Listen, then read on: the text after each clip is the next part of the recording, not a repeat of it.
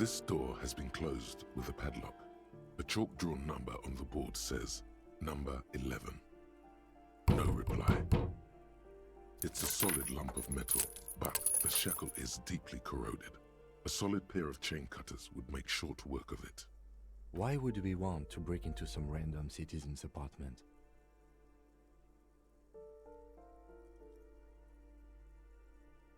The lieutenant looks at you for a long moment, then blinks once. I suppose if one were committed to it, there's a pair of chain cutters in the kinema.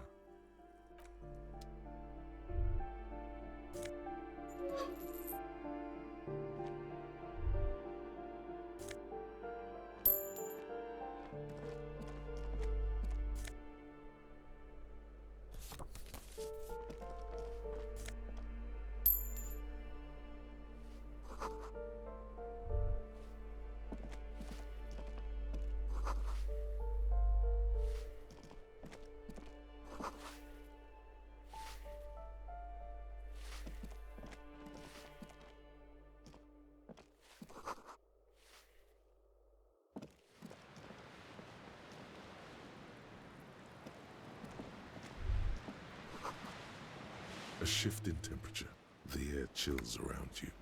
Dust settles on the stony floor. A former architect stands before a slice of window, a room plan in her hand.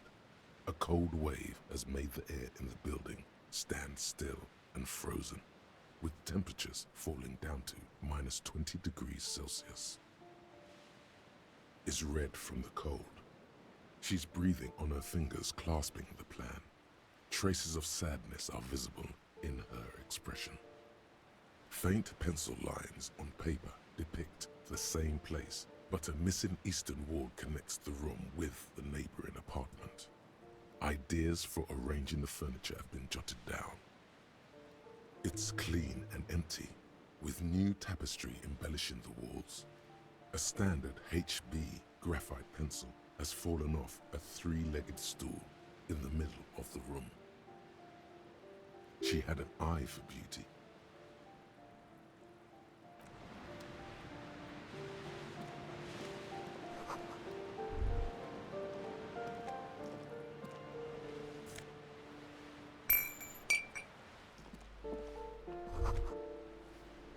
What happened here? Put your emotions aside. Try to focus on abstract, impersonal things. It will still be accessible through the apartment next to it. That one didn't have a door.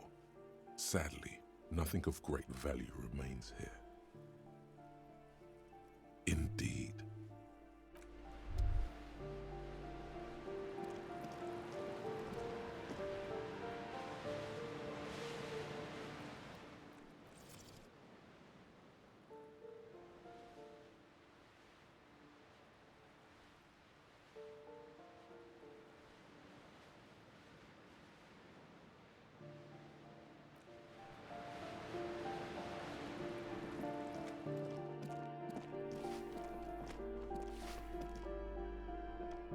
Give me a moment. The cold never does any good for my bronchitis. This woman's health is failing her. There's not much to do. Not in this damp. I'm fine. Fine. Don't you worry about me. Now, what do you want from me, policeman? She's the cleaning lady. She knows the floor plan and the residence. I'm no one. Just an old woman who cleans these hallways. If you can call it living. I have a little room upstairs right next to the coal room. It's barely bigger than a closet, but I don't complain, no. I have my bed and my aching bones to keep me company, and that's all I need from this world. And all she gets, too. The coastal wind beats down hard on the coal room door outside. Splashes of waves make the balcony slippery. Oh, you'll find plenty of martins here. Don't you worry. Pea-brain. Someone played a trick on you. Martinaise is a name for anyone who comes from Martinaise, like Jim Jamrock or Raoul Ravachol. Oops, you really didn't get the joke there. I thought it was obvious. Anyway, officer, we don't have the witness's name. Yes, I know who you mean. The scrawny boy who's always smoking like the devil, right? Somewhere in the building, a child starts crying. You hear a radio tuned to a talk show and someone taking a shower. What's he in trouble for? Talk?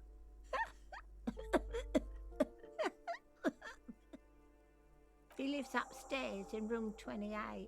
Go to the balcony. It's one of those doors there. He's usually home in the evening. Thank you. We should go check out his apartment on the balcony. See if he's home. Ask away, policeman. The hell am I supposed to know? Another nut job, I assume. She really doesn't like those nut jobs. Bad blood there. Some lunatic lost his mind. All kinds of morons pass through these halls. People come and go. I don't keep an eye on everyone. They probably just moved or died, hopefully somewhere else. Oh, that one is a scientist, a future scholar. I think he studies astrology at the community college. Education's good. I always tell them to study.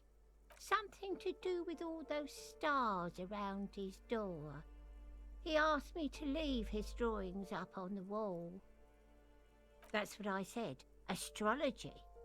The lieutenant shakes his head as though to say, let it go. She mumbles some kind of a response, then hacks something into her handkerchief.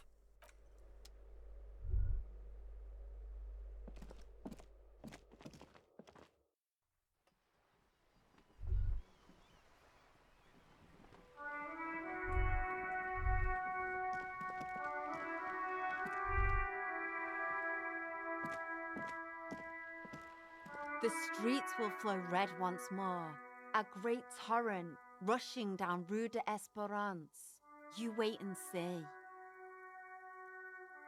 The streets will not flow red with anything. Who are you? I'm Cindy the fucking Skull. What else do you want to know? Date of birth, blood type, the last time I was tested for Hep C. Had a battery of tests just last week. I'm practically a patchwork of interesting critters. Kinda like a manowar. That smell coming from her paint bucket. It's not paint, it's heavy fuel oil. Red dyed heavy fuel oil, intended for exclusive use in government vehicles, to be precise. What did you think I was using? Aquarels? Sucked it out of a cop's fuel tank myself. Back in Jamrock. You ain't seen nothing yet, piggy boo. I ain't no snitch, pigstein. Go forth and forage in someone else's shit. No shortage of squealers in these parts. Actually, there is a shortage of people who talk to us in a normal, calm, informative manner. We weren't put on this earth to make your life pleasant, fucko. Can't you tell? I'm painting a beautiful mural, an aereo graffitio visible from low orbit. I haven't really started it yet. I'm waiting for the right words.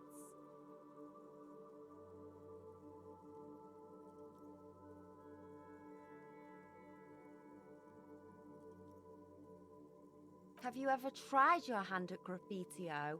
When faced with a blank wall, most people write unimaginative stuff, like pigs go home and Mona was here. We rarely see pigs round here, though. Just union cads. And my name's not Mona, so... Yeah? Thanks. I'm sure the inspiration will come to me now that I have an official RCM stamp of approval. The lieutenant is desperately searching for another handkerchief.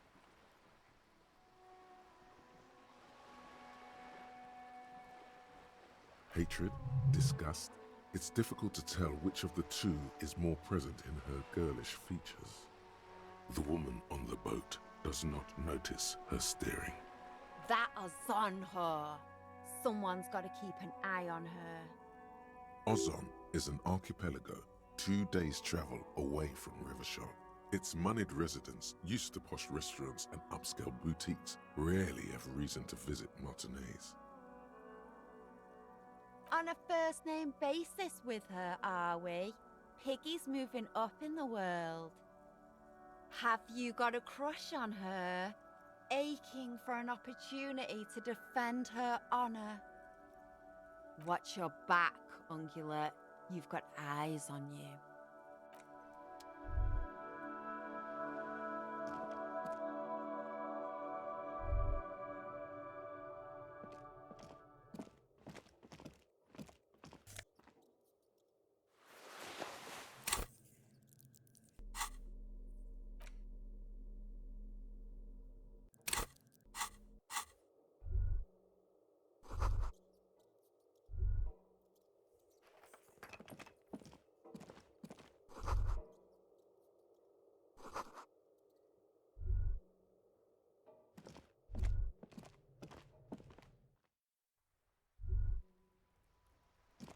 Hello again, officers.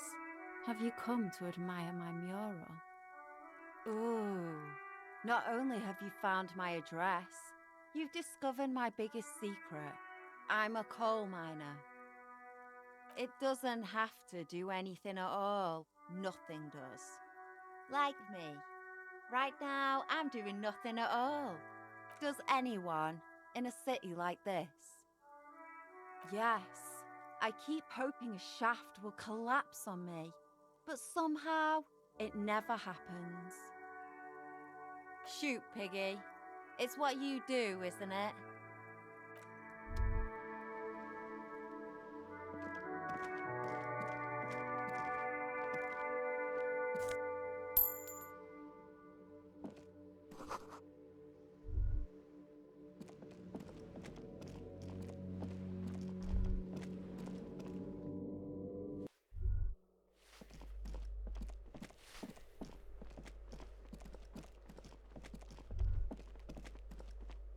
That isn't just a 5-pointed star. It's an inverted white pentagram cradled in a wreath of antlers, the iconography of communism, in other words. The star and antlers was developed in the 6th decade of the last century and quickly adopted by Mazov and the communards during the revolution.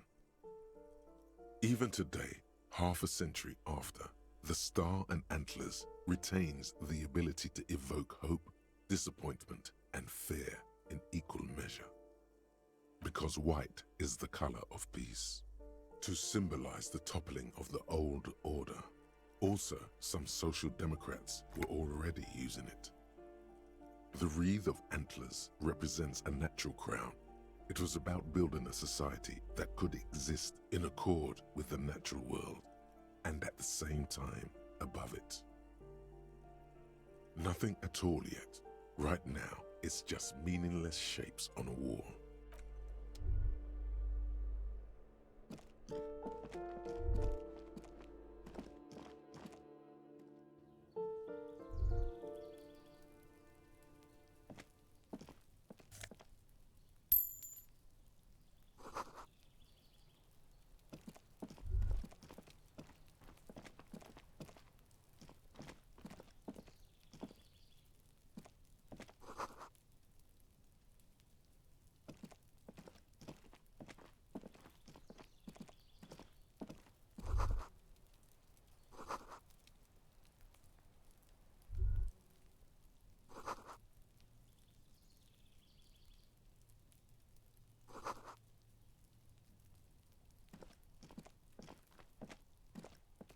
This door is made of metal and appears to be reinforced.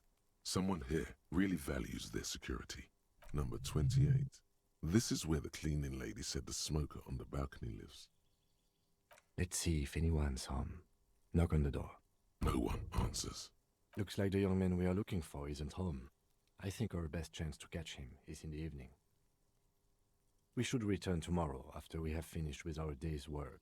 How about 9 p.m.? Sound good? Tomorrow, 9 p.m., right here. Apartment number 28. Good, let's go. Damn. Turns out it's quite tricky finding someone in a big apartment building. Don't worry. You'll get him. Remember, tomorrow. He's probably gone for today.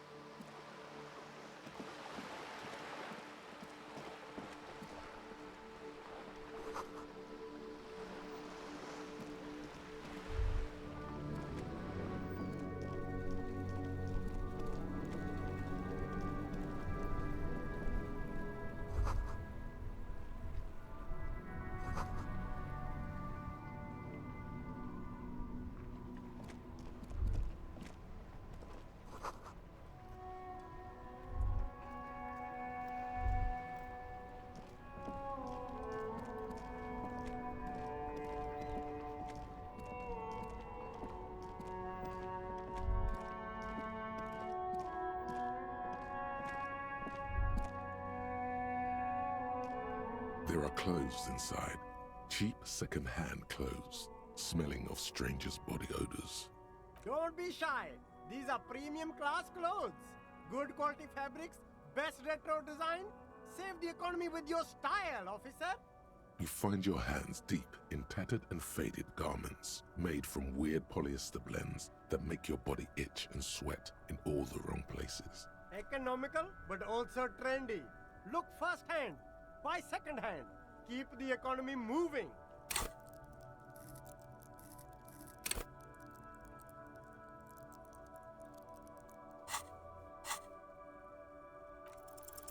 No good. All you can come up with are some treated wool pants. You can tell they're too tight around your thighs and too loose around the waist. They itch like hell. Like an itch pit in hell.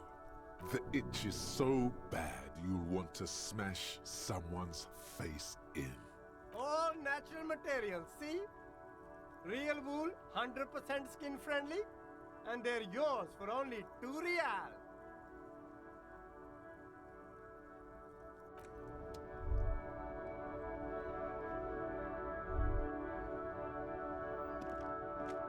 There's a pile of cheap sunglasses in a small box, a variety of shapes and colors. You like sunglasses, officer? I've got the latest styles right here. Abort. These are hideous. What's more, they don't even fit your face. You can feel them pinching your nose and chafing against your brow. Damn, officer! You look like a mega secret spy. Very secret. They're practically made for you. I'll let you have them for 2 real and 50 cents. They're perfect for concealing your bloodshot and baggy eyes. It's going to be very difficult for anyone to take you seriously with these things on your face. No, you are definitely not buying those.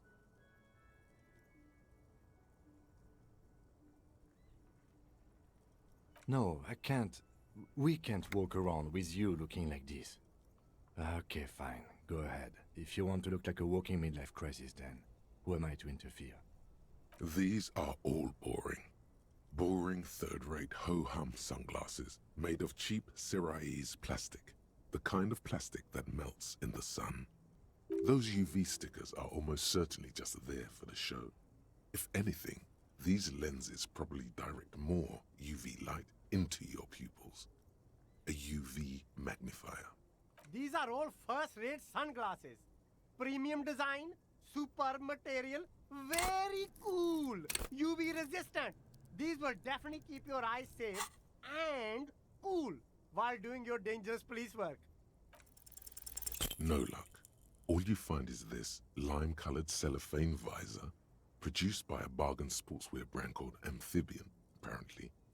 There's a malformed green frog on its bent cap. Oh, that visor is perfect for you, officer. It'll definitely keep the sun out of your eyes while you're shooting criminals. Bang, bang! And all for a mere 6 real. Hey, at least it might actually offer some protection against the sun. Not like those cheap plastic shades. I hope not. You don't like it? Sure, Square Joe. No problem. Let's get you some real shades.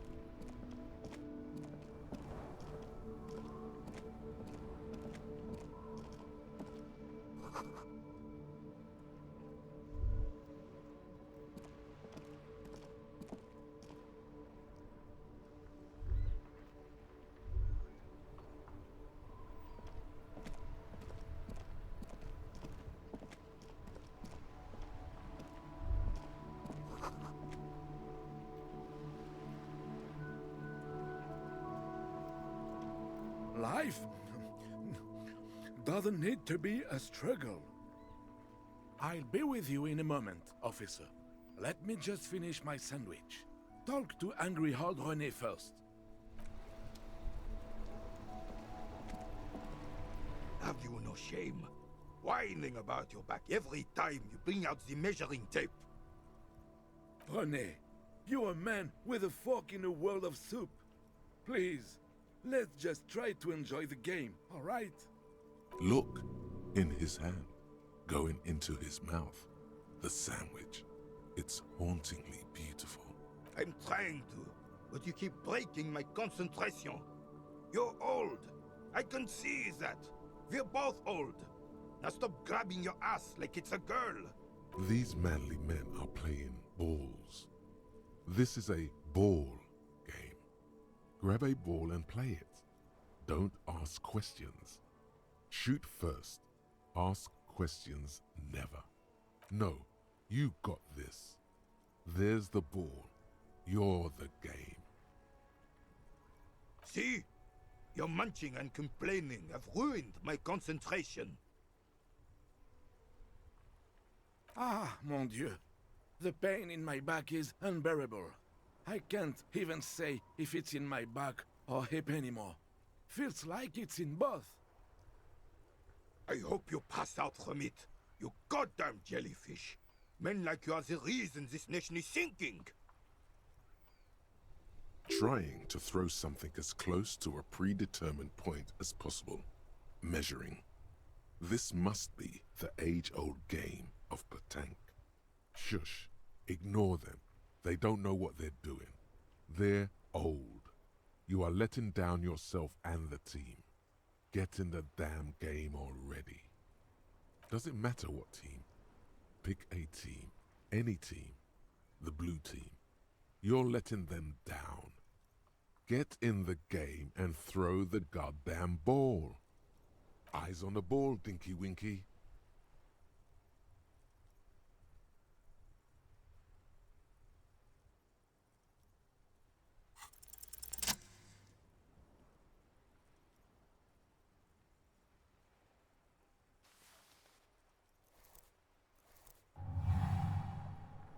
You are immediately surprised by the ball's lack of weight.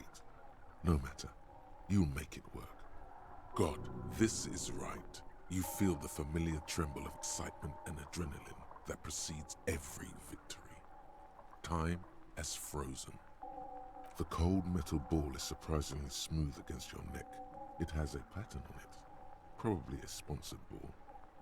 Yours would only be covered with bumps of learning and scars of victory. Already your muscles are adjusting to the weight, the nervous system calibrating, until you and the ball have merged into a single entity. The man ball is ready. A chilly breeze ruffles your hair as you stand there, feet firmly planted. All sounds, smells, even the wind, everything fades until the only thing left is the union of man and ball. West, in the Grand Couronne area, a sharp overhand left from Arsène Luc Edelbrock sends the Samarin heavyweight champion, Kostya Miasnok Kostanicha, flying to the mat. The crowd goes wild. Revachol loves her heroes. An embodiment of pure motion, a fine-tuned locomotor running at maximum efficiency. Behold the fear and confusion reflecting in the eyes of the two feeble geezers. They are in awe of your superiority. You are a god to them.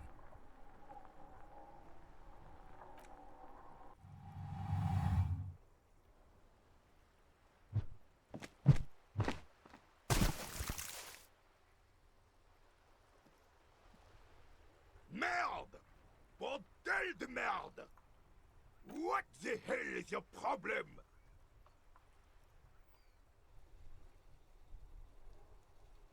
You vandalized our game, son! We can't play pétanque with 5 bull! Well, it damn well isn't. It's pétanque. You ruined a pétanque game. We want our bull back. Take it easy, René.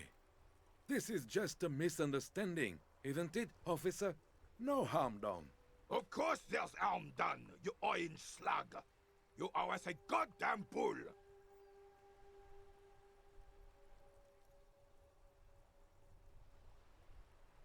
Good. Mistakes are forgiven when men at least try to right their wrongs. I believe you will try. Now, why did you approach us?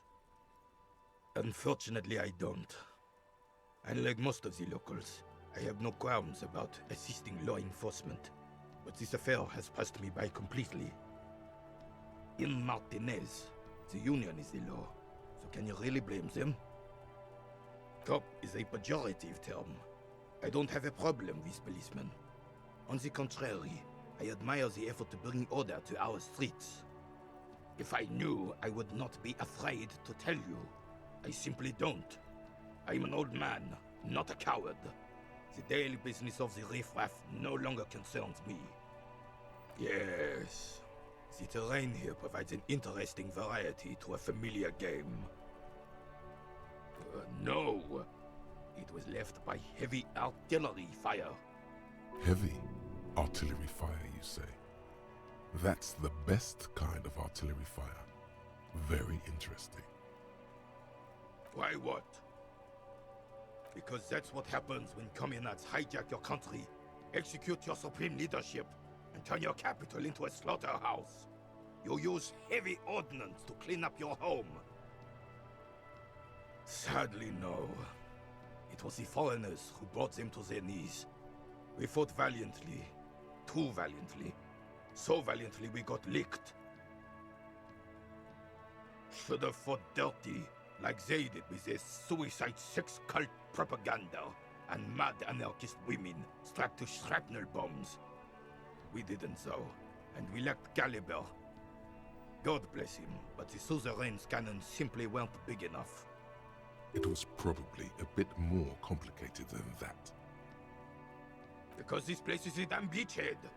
Had to soften the commies up first. Yes, the military coordinated amphibious landing to take back Revachol. Martinaise was used as one of the 3 footholds in Revachol during Operation Deathblow in '08. The other 2 are off in Stella Maris and the Delta. This here is Blood Ground, where coalition boots first made landfall and cleaned those rabid dogs out. Most likely, we're playing pétanque on their mangled corpses. Blood ground. You got old René going there.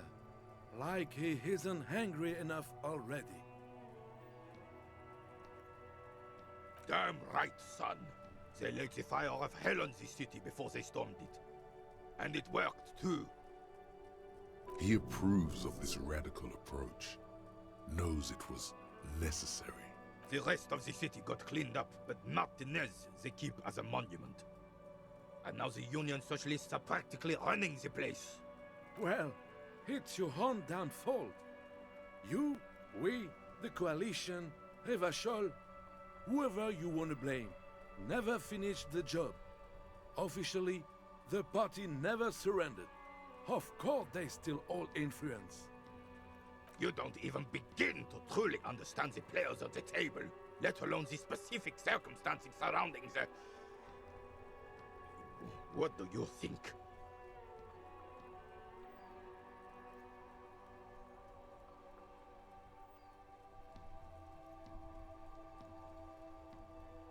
They're not, and I'm sorry it had to be them. After 8 years of fighting those hyenas, boiling cats for food and drinking piss in the mountains, I would have preferred if the Right Honorable King Guillaume returned through Revachol, or even if that damn clan Frisel had risen from the grave and led us. Sadly, that was not the case. Instead, all that is just, holy, and beautiful in the world was wiped away, and now it's neon signs with toothpaste ads everywhere. Foreign influence peddling garbage and stupid music on the radio. This is just what the commies wanted. This was their plan all along. This is what they wanted to replace the role of the suzerain with. Damn Frisel. He was the king we couldn't protect. The Carabineers failed him, and the crown. He died in the hands of the Hyperlay, in a very public execution. He slouches as he says that. It makes him smaller, admitting they left the king to the mob. A true king in both blood and mind led Revachol before Fricelle. He would have been better, but the damn commies drove him into exile. The suzerain is the king! Has everyone forgotten already? They forgotten already. It's no use talking to you. You were still in Daddy's balls when it happened. When we took our last stand against the filth and rode the cavalry straight into gunfire.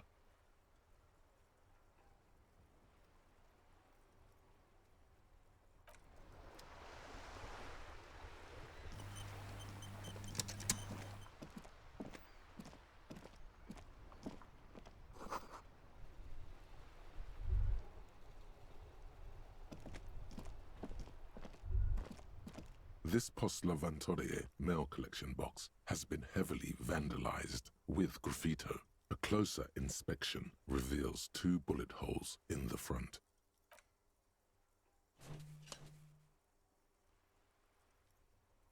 The box seems happy.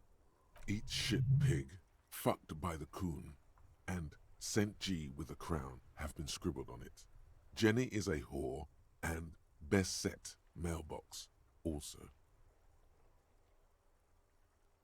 The mail collection box seems cathartic, thankful even. So do you. You shudder, then you swallow, and then suddenly you see it. Over all the other graffitos, someone has, using the tip of a very sharp knife, cut the words, Revachol forever.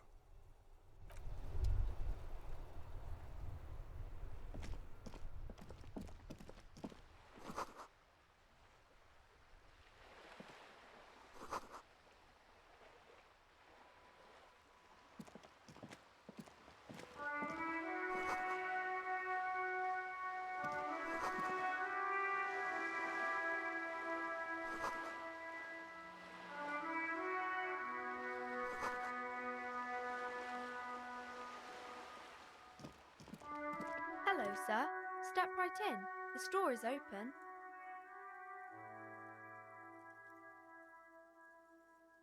Are you interested in a new and exciting book? It's a bookstore, sir. We sell books, postcards, and some board games. It's called Crime, Romance, and Biographies of Famous People. Whoa, whoa, whoa, whoa. Hold your horses, little girl. You're fooling nobody. Sir, are you okay? You've been standing here silently for a while now. Okay, sir. I'll try to answer any questions you have. I hope they're about books. My name is Annette, sir. My mum, her name is Plaisance. She owns the store. She's inside minding the register or organising the stock.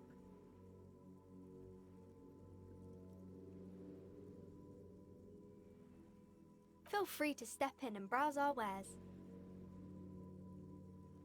I'm signalling that the store is open. Otherwise, people might not know. They'd miss out on the crime, romance, and biographies of famous people.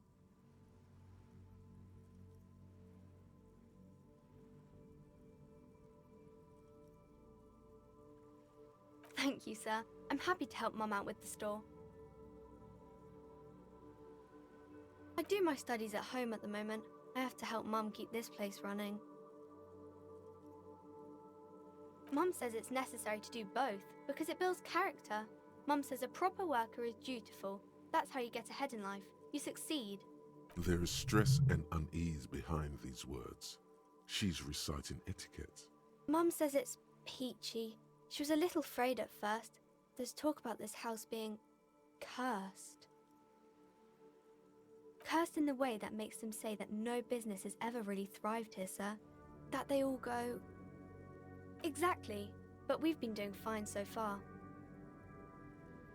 We can go into the bookstore and ask about the case, but I don't see much more to look into here. Yes, Please do also look at our wares inside. The postcards and board games are there, sir.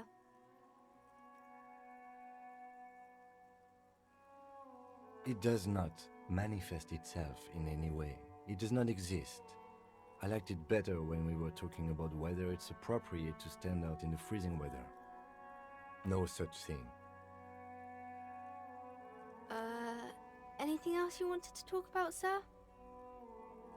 Nothing really, sir. Mum doesn't allow me to sneak around in the back rooms or the cellar. I don't really know what's there. Maybe I can tell you about some of our books instead.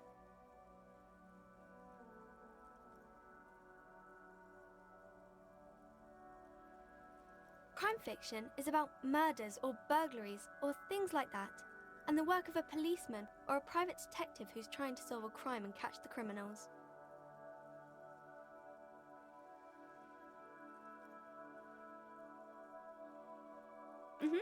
And it's kind of like a puzzle too. You can guess who the criminal is or how the good guys are going to catch him. You don't look much like a policeman.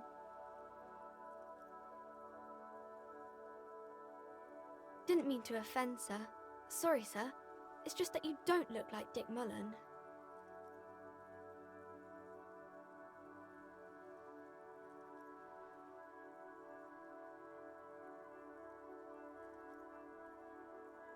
Head, yes. No, your resilience. No, your mind.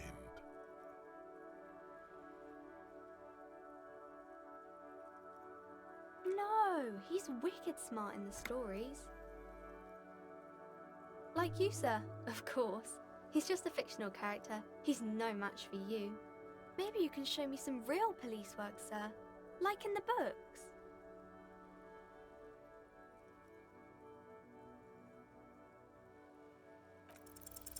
The girl keeps her hands folded, hidden. Why is that? What do you mean, sir?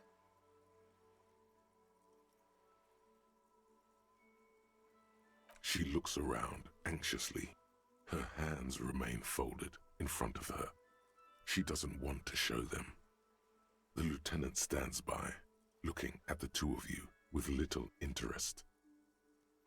She brings out her reddened hands, her nails frayed, nearly chewed down to the flesh. And you knew this from me keeping my hands folded? Well, that proves nothing. Anyone could do an easy deduction like that.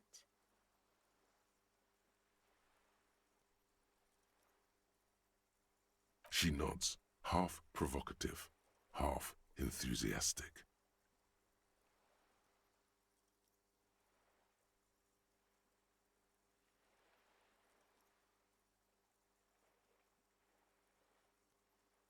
Maybe so, sir. Okay, I know it's a bad habit, and I shouldn't. It was okay, sir.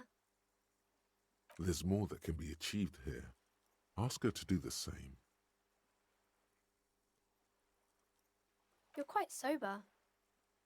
The lieutenant does not flinch at the comment. He does not flinch even a single bit. He is intensely not flinching. It takes effort.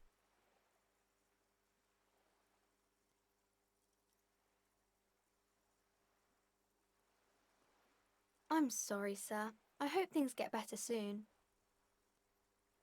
There she stands, swaying on her feet, assaulted by the early spring breeze. She smiles at you.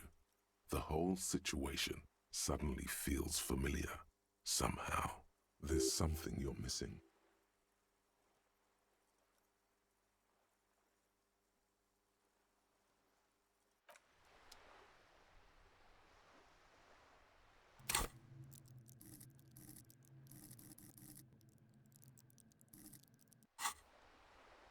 Hi, Ace Detective. Are you here for more books?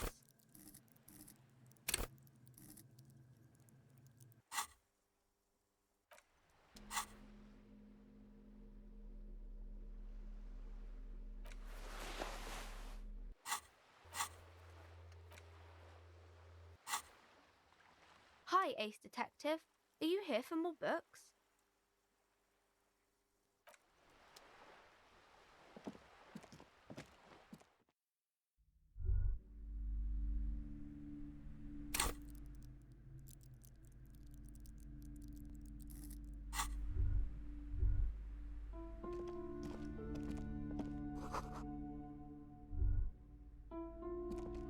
The display rack is brimming with worn paperbacks featuring an extremely muscular, sword-wielding barbarian on the cover. Nearly all the titles contain the word Hyundai somewhere.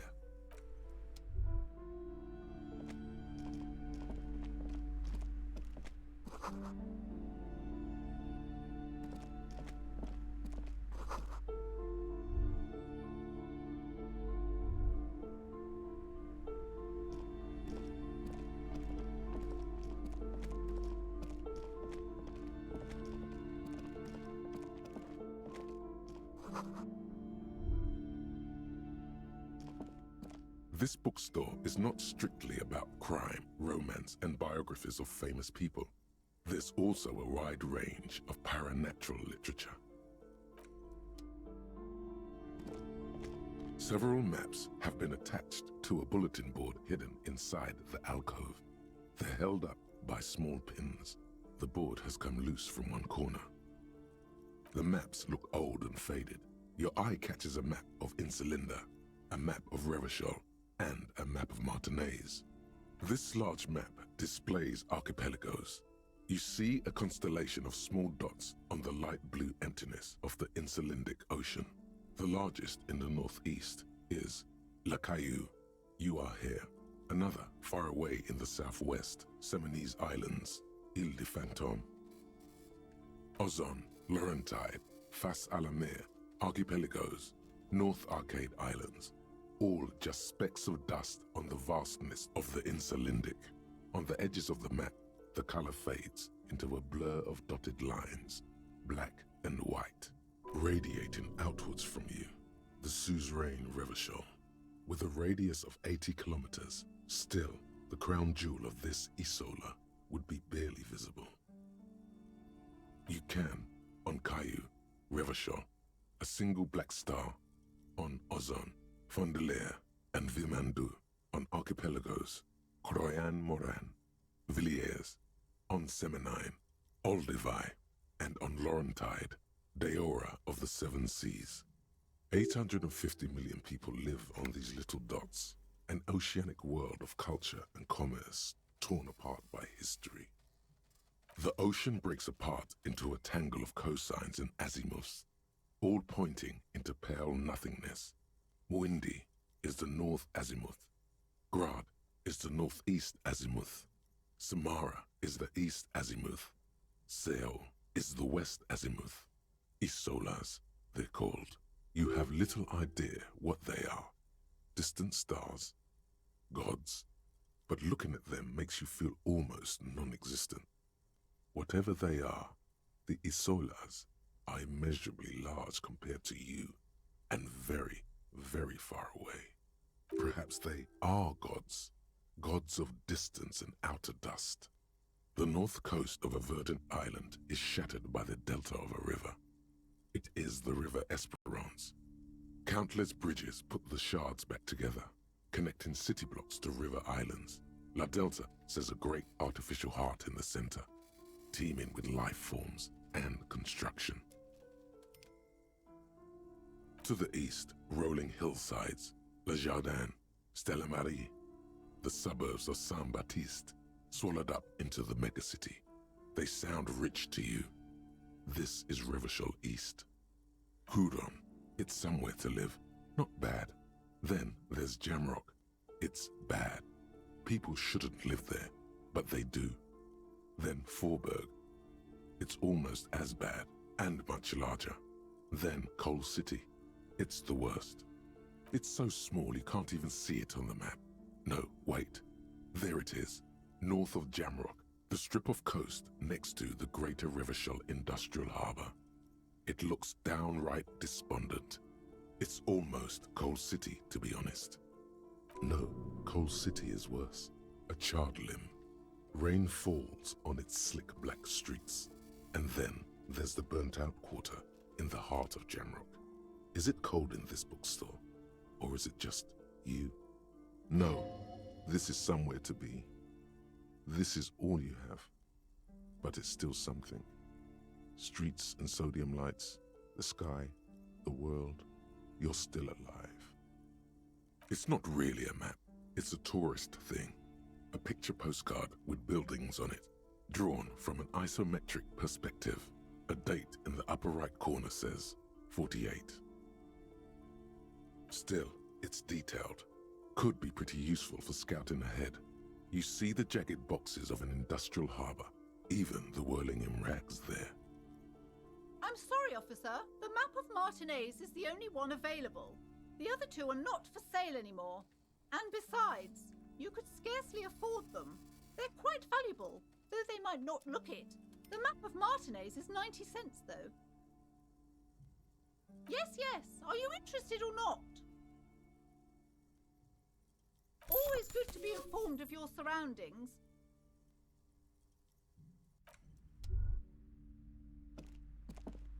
The plaque on the shelf reads, Biographies of Famous People.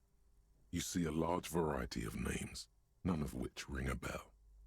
Browsing through all the books with all their names makes your head spin. None of these seem important or relevant. It's all just vapid egoism. Suddenly, a particularly odd title catches your eye. It reads, High Speed Love, the tragic true love story of Jacob Irv and Alfie Delatraz. High Speed Love chronicles the romance between two of the finest tip-top tourney racers in history. One of them is the madcap driver, Jacob Irv. His blonde mane graces the cover. Next to Irv's life story, you see a slim biography of an Occidental rock star called the Anti-Star. He's famous for shooting morphine into one of his eyeballs and cocaine into the other. Next to that, Rivasholian radio personality Guillaume Bevy stands in front of a rundown drug den. He's a permanent fixture on Channel 8, reporting on real-life crime and ruining cops' days. I really must insist you buy one of the books. Reading them is not for free. Do still browse, though, but not too long. I'm sorry, I did not mean to rush you. You are browsing. Go ahead. Take your time. Time is commerce. I would say... The Greatest Innocence. Yes, most certainly. It's an important educational tool, delving into the depths of history, religion, and their relation to innocentic power. A very influential historical figure, but surely I don't have to tell you that. You're a law officer, and law officers have at least some education. The book is also very daring. The author aims to re-examine the universal understandings of the innocentic system, creating a fresh vantage point and a shift in the tired order of things. Certainly, it's prudent for a person to have at least an elementary understanding of history and society. Imagine the chaos we'd be in otherwise. A true cultural touchstone. Enjoy the read.